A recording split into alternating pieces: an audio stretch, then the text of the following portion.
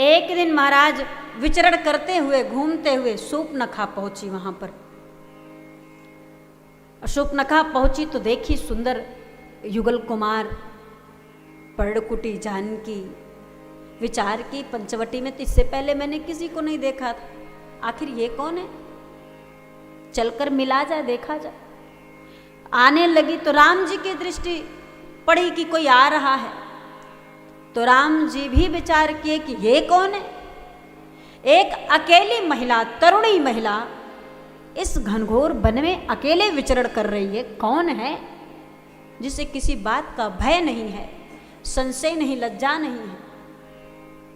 मानो तुलसीदास जी राम जी के संशय को दूर कर रहे हैं।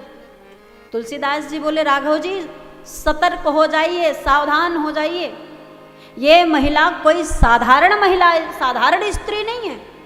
तो राम जी बोले, फिर कौन है?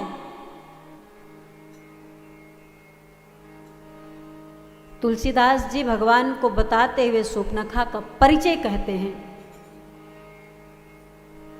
शूर्पणखा रावण की बहिनी, शूर्पणखा रावण के बहिनी, शूर्पणखा रावण के बहिनी, दुष्ट हृदय दारुण जस अहिनी, दुष्ट हृदय दारुण जस अहिनी, दुष्ट हृदय दारुण जस अहिनी, दुष्ट हृदय दारुण जस अहिनी। शूर्पणखा रावण की बहिनी, ये रावण की बहन है और विष से भरी हुई सरपड़ी है, विषैली है, विष की पेटारी भरकर रखी, सावधान रहिएगा।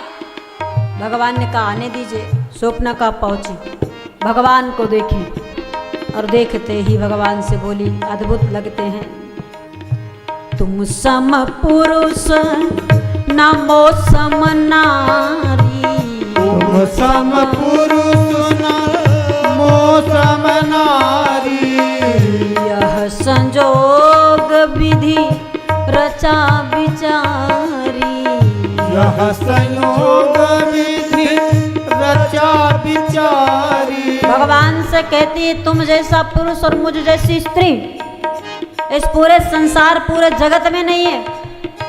और तो और ये विधाता का संयोग ही है कि दोनों सुंदर एक साथ खड़े हैं, एक साथ मिल गए, एक दूसरे से मिले हैं। राम जी सुन रहे हैं। शूर्पणखा आगे कहती है, सुंदर तो हो लेकिन गुमान मत करना कि ज्यादा सुंदर नहीं हो।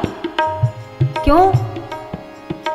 मम अनुरूप पुरुष जग माही, मम अनुरूप पुरुष जग माही, देखे खोजी लोकति हूँ नाही, देखे खोजी लोकति हूँ नाही।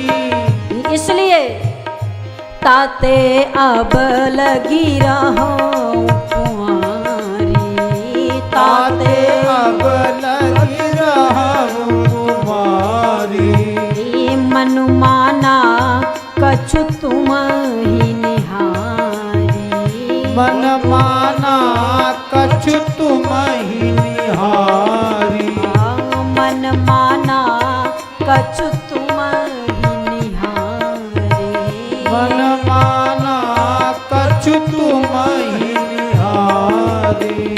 महाराज शूर्पणखा भगवान के सामने खड़ी और कहती है, तुम सम पुरुष नमो सम नारी, आप जैसा सुंदर पुरुष और मुझ जैसी सुंदर स्त्री है ही नहीं कोई। मैंने तीनों लोकों में खोजा है और मम अनुरूप पुरुष जगमाही, पूरे तीनों लोग, पूरे जगत में मेरे अनुरूप कोई पुरुष मुझे दिखाई नहीं दिया। भगवान ने कहा इतनी सुंदर है कि इनके अनुरूप पुरुष ही कोई नहीं रहा। और भगवान को क्या कहती है, सुंदर हो लेकिन मन माना कछु तुम्हें निहारी। कछु ये मत समझिएगा बहुत सुंदर है, थोड़े सुंदर हैं आप, थोड़ा थोड़ा मन हुआ कि नहीं ठीक है ये ठीक, फिर भी ठीक, पूरे तीनों लोकों में खोजने के बाद अगर थोड़ा ठीक कोई लगा तो आप लगे, बाकी हमें और कोई अच्छा लगा नहीं, कोई सुंदर दिखा नहीं मारा, इसीलिए तो ताते अब लग रहा हूँ कुंवारी, इसलिए अभी तक कुंवारी हूँ। भगवान मुस्कुराए कि पहले नारी कहती है तो फिर कुंवारी कहती है, फिर नारी फिर कुंवारी, है क्या? तुलसीदास जी क्या है?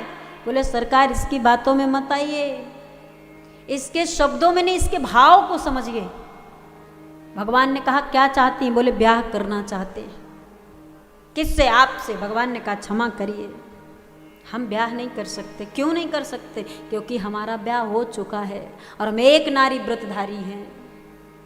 मतलब बोले ये देख रही है हमारे बगल बैठी भगवती, सीत ही चितई कही प्रभु बाता, ये जो जिनको देख रही हो आप ना, ये जो बैठी है भगवती, ये हमारी पत्नी है।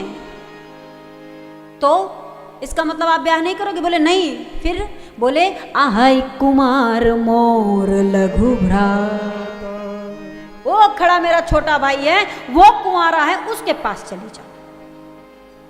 भगवान जैसे ही बोले, लक्ष्मण मुड़कर देखे, भैया हम और कुंवारे, हमारा भी ब्याह एक ही मंडप में हुआ था, उर्मिला हमारी पत्नी है और आप कह रहे हैं कि हम कुंवारे हैं, कैसी बात कर रहे हैं? इतने में स्त्री वो सुपनखा पहुंच गई किसके पास? लक्ष्मण के पास। लक्ष्मण जी सुपनखा को देखे तो बोले सुंदरी। अब सुंदरी कहते ही तो सुपनखा मगन हो गई कि एक वो निगाह उठाकर देखे भी नहीं हमको और भेज दिए कि हम शादीशुदा हैं, दूसरी जगह जाइए। कम से कम ये हमारे सुंदर स्वरूप को देखकर उसका महत्व तो समझा, सुंदरी कह रहा है। लक्ष्मण बोले आगे भी तो सुनिए, इतने में फूले नहीं समा रही हैं। आगे लक्ष्मण कहते, सुंदरी सुनु मैं उन कर दासा, जिनके पास से आ रही हूँ मैं उनके चरणों का दास हूँ, सेवक हूँ, चाकर हूँ, नौकर हूँ, पराधीन नहीं तोर सुपास। और तुमको देख करके ऐसा लगता है कि पराधीनता नहीं स्वीकार कर पाओगी।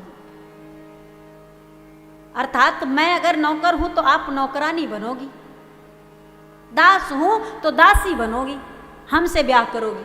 फिर और उनके पास प्रभु समर्थ कौशलपुर राजा,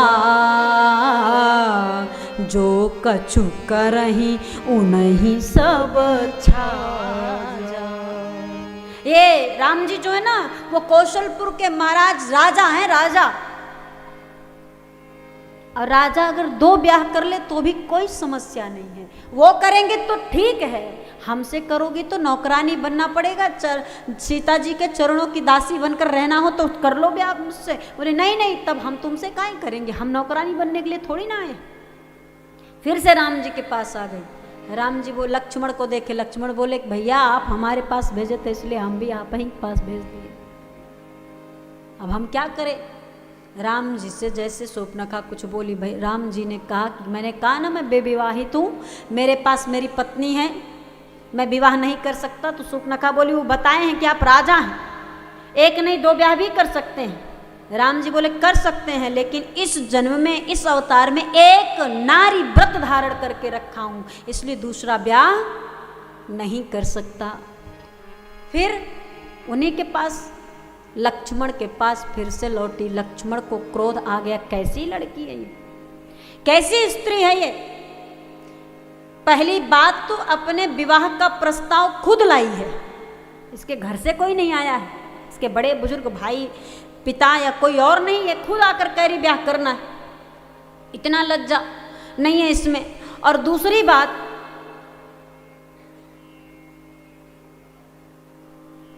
मैंने मना किया तो भैया के पास, भैया मना किए तो मेरे पास। ऐसी निर्लज्ज स्त्री का सामना आज तक मैंने कभी नहीं किया। और ये बोल पड़े लक्ष्मण जी। जैसे ही लक्ष्मण के पास आई, क्रोध करके लक्ष्मण, तब खिसिया लक्ष्मण कहा तो ही सो बरई, जो तृण तोरी लाज परिहर। अरे तुझ जैसी निर्लज्ज स्त्री से वही ब्याह कर सकता हो कर सकता है जो तुम्हारी तरह लज्जा को, शर्म को बेच खाकर बैठा, जिसके अंदर शर्म नहीं हो, लज्जा नहीं हो, निर्लज्ज हो, वही तुम जैसी स्त्री से ब्याह कर सकता है। और आज का दिन इतना शुभ कि तुम्हारा दर्शन हुआ, तुमको तुम जैसी स्त्री को देखने को मिला। गुस्सा आ गया हमारा स्वप्न का, कोई एक बार सुंदरी कहता हो तो एक बार निर्लज्ज बोल रहे, बोली अब तो तू चाहेगा तो अभी तुझसे ब्याह नहीं करूंगी मैं। और मुड़ी राम जी की तरफ कि अगर सीता जी ना रहें तो राम जी ब्याह कर लेंगे, समस्या सीता जी से है। तब खिसियान राम पहिया गई, रूप भयंकर प्रगटत भई। भयंकर रूप धारण करके जानकी की तरफ दौड़ी। सीता जी डर गई, क्योंकि अब सुपनखा सुंदर वेश में नहीं, राक्षसी वेश में हो गई है। अपने निज वेश में भयंकर स्वरूप धारण करके खाने के लिए माँ की तरफ दौड़ी। राम जी इशारा के और लक्ष्मण जी एक ही बार में नाक और दोनों कान काट दिए। वैसे भी जो बेशरम हो जावे, जो निर्लज्ज होवे, उससे अपनी नाक की सुधि कहाँ रहती है। कहते हैं ना, जब एक कहावत कही गई है, जब कोई अनैतिक कार्य कोई करता है तो लोग कहते हैं नाक कटा दिया। नाक कटाने का मतलब ये नहीं कि सच में नाक कटा दिया। जब बेइज्जती होती है, निर्लज्जता दिखती है, तो लोग कहते हैं नाक कटा दिया, बड़ी बेइज्जती कराया। तो आज भगवान ने कहा जब ये निर्लज्ज है तो नकिया काहे रखेगी, काट दो। तो सुपनखा का नाक कान लक्ष्मण जी काट दिए।